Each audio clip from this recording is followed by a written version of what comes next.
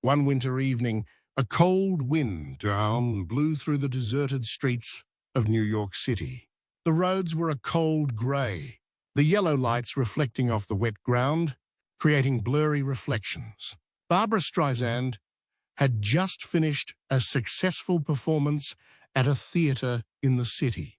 Although the show was the audience applauded, Barbra felt tired and needed some quiet time to relax.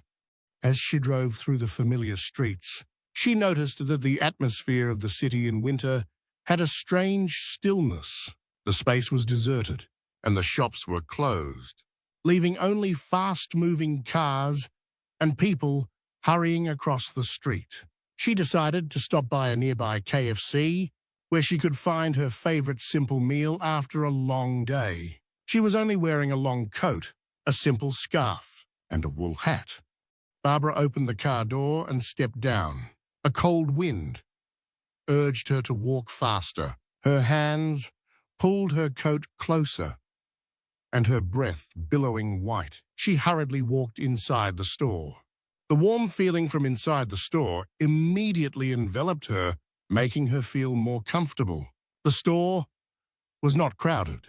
Only a few people were waiting, and the soft music coming from the speakers made the space intimate and pleasant.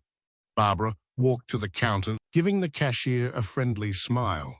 She just ordered a simple meal of fried chicken with French fries and a soft drink. While she was waiting for her food, her eyes accidentally stopped at two boys sitting in a hidden corner of the store. The boys wearing only thin clothes that weren't warm enough for the harsh winter cold. Even though they were children, they seemed more mature than their age. Their faces exude a look of austere when faced with many difficulties and worries in life. The two boys were whispering to each other, occasionally glancing at the food counter as if they were hoping for some miracle to happen. At this moment, she heard one of the two boys say, "We don't have enough money to buy food, but if we wait a little, the lady at the counter can give us some leftovers." And Barbra stood there, suddenly feeling a strange emotion rising in her heart. That sentence seemed to touch Barbra's heart. When I remember the image of my children, she couldn't ignore that scene, because in that moment she felt a deep link with them, even though she didn't know who they were or what their circumstances were. Just a feeling, a sympathy from the bottom of her heart that made her unable to continue standing still. Although it wasn't the first time she witnessed poverty, in this moment, when she faced two very young boys, their poverty and their desire to share were visible in their eyes. She stood silently for a moment, feeling the coldness not only of the air, but also of the souls waiting for help. Barbra could have ignored it and continued waiting for her food, but her heart would not allow it. Feeling like she couldn't wait any longer, Barbra decided to walk up to the two boys. She didn't know exactly what she was going to say, but the urge inside her was too strong to stay silent. Barbra decided to do something. She looked at the counter, then back at the two boys, and a thought flashed through her mind. If I can change anything for them, I will. Barbra walked up to the two boys, their eyes still on the food counter, seemingly unaware of her approaching. She stood still for a second, not knowing where to start. The two boys were still sitting there. She could see the resilience in their eyes, as if they were trying to keep their spirits up, no matter how difficult everything around them was. Finally, Barbra decided to break the silence. She gently leaned closer to them and softly said, "Hello, are you okay?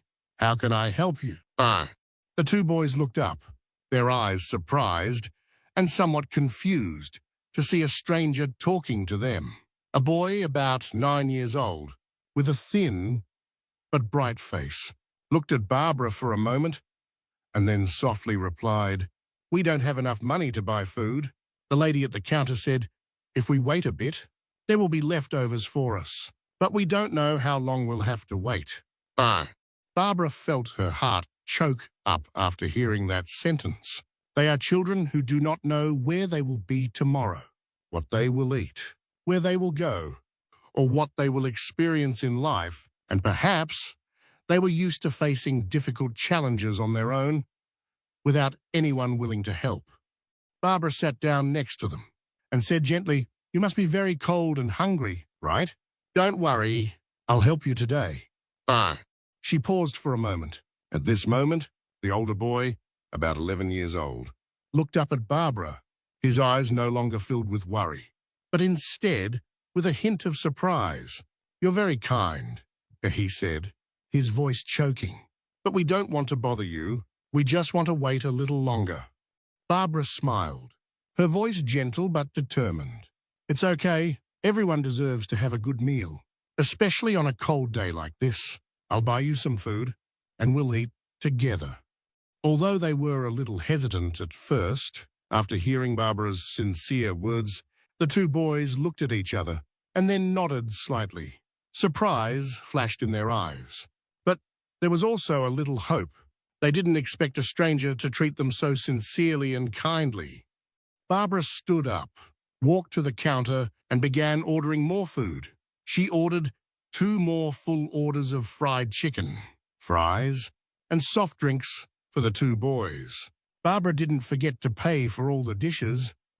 When the waiter brought out the food, she returned to the 2 boys, carrying 3 servings of food. "This is my gift to you," Barbra said, as she placed the food in front of them. "Eat and don't go hungry. And remember, no matter what, you can always find kindness from the people around you." The 2 boys looked up at Barbra, saying nothing, but their eyes were filled with gratitude. The older boy whispered, "Thank you. We don't know what to say." He paused for a moment, then added, "You're such a good person." Barbra smiled, feeling her heart warm. The atmosphere in the shop became warmer than ever. The 2 boys silently looked at the food on the table, seemingly not daring to believe their eyes. The older boy slowly took the fried chicken, but still did not say anything. His eyes seemed to be searching for a sign that this was real or just a dream. Barbra sat down with them, not rushing to eat, just looking at the 2 boys. She understood that sometimes a small gesture was not only a material help, but also an emotional connection, a comfort for children who were used to loneliness and deprivation. A simple meal, but at that moment, it had a profound meaning. The younger boy, about 8 years old, looked up at Barbra, his eyes still filled with hesitation. "Are you Barbra Streisand?" he asked, his voice trembling slightly. Barbra smiled, nodding slightly. "Yes, but today I'm just a friend, not a celebrity. I'm just a normal person like you," she replied, her voice soft but sincere. He looked up at her as if he couldn't believe that a celebrity was sitting with him, sharing a meal. For the 2 boys, this wasn't just about eating a free meal, but also about receiving attention and closeness from someone they had only seen on TV. Barbra's words made the 2 boys seem to relax a bit. The older boy, as if feeling reassured, smiled a genuine smile. "Thank you. We didn't think we'd meet someone as kind as you. Sometimes we just think we have to take care of ourselves. No one cares." Barbra looked at the boy, her heart suddenly aching. "You don't have to worry like that. No matter what, there are always people in this world who are willing to help. We just don't know where to look." She paused, then continued, "And you guys too, if you can. Remember to help others when you have the chance. A small act can sometimes change someone's day." The older boy looked up at Barbra, his face thoughtful. "You're right. We will remember what you said." He shrugged slightly as if he had found a new faith in life. "We will help others when we can." Barbra knew that it was moments like this, when people truly listened and shared, that were the most important things in life. This could create great changes in a soul, even if it was just a shared meal in a small shop. After the boys started eating, she saw a change in them. It wasn't just about giving food, It was about caring, sharing, and feeling that there were still good people in the world. Barbra felt relieved, as if she had done something right, even if it was just a small step in the boys' lives. She continued to tell the two boys, "I hope you will always be strong, and always remember that in this world, kindness can always brighten the darkest days." Barbra had a strange feeling inside. She felt more at peace, as if she had done something extremely important, not for anyone else, but for herself. Even though tomorrow she would be back to her busy work, performances, and meetings, today she realized that sometimes the simplest things have the deepest meaning. As Barbra spoke these kind words, the two boys said nothing more but looked up at her with grateful eyes. After a while, the older boy, his eyes still filled with wonder, spoke up. "You know, we're just two homeless kids. My parents passed away. We've got each other." The younger boy sat still, saying nothing, just bowing his head, his heart weighed down by the worry he could not share. Barbra looked at their faces and felt the deep sadness hidden behind each word. Each looks in the eyes of the two children. Although she had been through many challenges in life, she had never felt so helpless. She wanted to do something more, not just to help them, but to make them feel the love and hope they needed. Barbra took a deep breath and said softly, "Don't worry, I will help you. I know a lot of places that can help you, and I'll help you find people who can take care of you." The younger boy still didn't say anything, but his eyes lit up a little. He probably never thought that someone like Barbra, a stranger he didn't know, would care so much about him. The older boy looked down at his food, then up at Barbra, and finally he asked softly, "Really? Can you help us?" Barbra felt her heart tighten when she heard that question. For the two children, the simplest things had become a distant dream.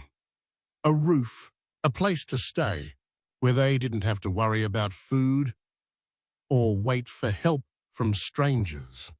Barbra smiled gently, but inside, she was a strong determination. "Okay, I'll find you a place. But first, we need to take a small step, a really important step. Let me help you find a temporary home, at least for the time being. You deserve care and love." Barbra stood up and made a phone call. She knew that she couldn't keep the two children waiting too long, and she didn't want to waste their time. After a few conversations with the shelter staff and those who could help, she found a temporary shelter, a warm home for the boys for the next few days. She returned to the table and saw that the boys were still eating. She sat down gently and waited for the boys to finish eating. Barbra turned to the boys. "Do you want to go with me to another place, where you can sleep well and not worry about anything tonight?" The older boy looked at Barbra and saw the determination in her eyes. He thought for a moment, then nodded. "Then we'll go with you." Barbra smiled, happy that the two children could finally see hope. She stood up and held out her hand, leading them with her. The three of them left the store, leaving behind a warm space and a meal that had helped to light a glimmer of hope in the hearts of the two children. When they arrived at the shelter, the workers greeted them with friendly smiles. After an introduction, they guided the two boys into a warm room with clean bedding and a full meal. Barbra stood watching them for a moment, feeling like she had just completed an important task, a task that sometimes people don't need to do too much to change someone's life. Before leaving, she walked towards the two boys, put her hands on their shoulders, and said softly, "You'll be fine. Remember, this is just the beginning of a new journey. You can do great things in the future. Always believe in yourself and never give up." The two boys looked at her, their eyes filled with gratitude. The older boy choked up and said, "Thank you so much." Bye. Barbra smiled and walked out. From that day on, the two boys no longer had to worry about a temporary roof or meager meals.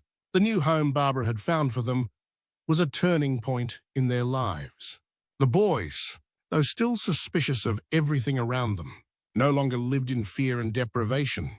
They had a safe place to sleep, people who cared, and most importantly, they could learn to dream of a brighter future. The next month, Barbra decided to go back to see the boys. She drove to the shelter where she had brought them and knocked on the door. A woman opened the door, smiling at her. "Hello, we're so glad to see you back," the woman said. "The boys were helping clean up the back garden today." Barbra followed the woman into the garden, where the boys were happily picking leaves, cutting grass, and tending to the plants. The sight warmed Barbra's heart. Both boys smiled when they saw her. The older boy ran over and said, "Barbra, you came to visit us? Thank you for helping us. Now we can learn how to take care of the garden, help others, and not be afraid anymore." Bye. Barbra felt tears welling up when she heard those words. "You guys did a great job. You guys can become great people." "I believe so."